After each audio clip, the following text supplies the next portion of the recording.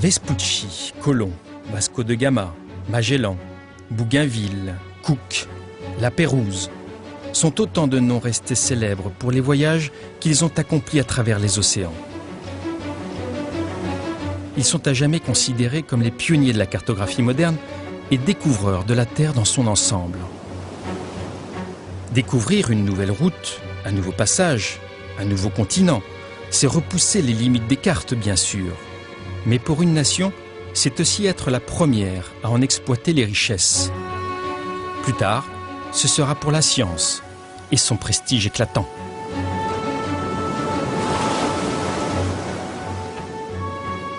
Les côtes du Brésil, la Patagonie, le Pacifique et les confins de l'Asie font partie de cette face cachée de la Terre qu'à la fin du Moyen-Âge, il fallait explorer à tout prix. D'immenses richesses devaient s'y trouver et le paradis devait même s'y cacher. Mais comment oser affronter l'océan et ses extrémités quand on croit aux démons et à la mer des ténèbres? Comment oser partir si loin quand la seule carte dont on dispose date de l'Antiquité? Que de chemins parcourus pour lever les superstitions et préciser le monde tel que chacun peut l'admirer aujourd'hui.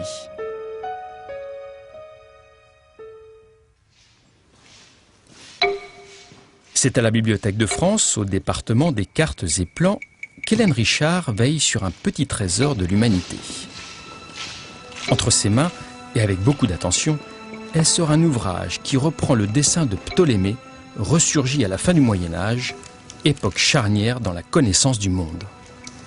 Nous avons affaire ici à une édition de Ptolémée, qui est une édition imprimée, qui est apparue en 1513, et qui reprend dans une première partie les cartes de Ptolémée telles qu'on les connaît depuis la redécouverte de Ptolémée un siècle plus tôt. On y voit l'Europe, on y voit l'Afrique qui n'a pas de limite, si ce n'est la fin de la carte, et on voit l'Afrique qui s'élargit sans qu'on sache jusqu'où elle aille. L'Asie, qui là non plus n'est pas limitée, et c'est tout. C'est le monde connu du début du Moyen-Âge.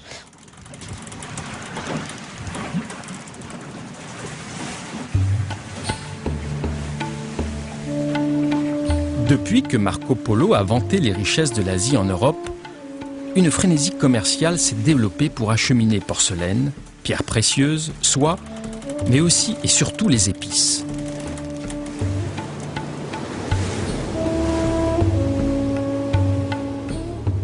Oui, les épices, qui relèvent la saveur des plats cuisinés. Un raffinement que la haute noblesse européenne est prête à s'offrir à prix d'or. Mais ceux qui tirent le plus grand profit de ce commerce sont les Vénitiens et les Génois, car ils dominent les routes de toute la Méditerranée. C'est ce qui pousse le Portugal à se lancer dans une grande épopée maritime qui le conduira à trouver le Cap, contournant l'Afrique pour accéder à l'océan Indien. Mais l'Espagne veut aussi sa part dans le juteux marché aux épices et entreprend une autre option encore plus audacieuse. Puisque la Terre est ronde, on doit pouvoir en faire le tour par l'ouest et atteindre l'Inde. En fait, entre l'Europe et l'Asie, il n'y a rien. Et ce globe de 1492 représente exactement la connaissance géographique telle que pouvait les avoir Christophe Colomb, c'est-à-dire qu'en partant vers l'ouest, il devait trouver l'Asie des épices, et c'est donc la raison du voyage, comme chacun le sait.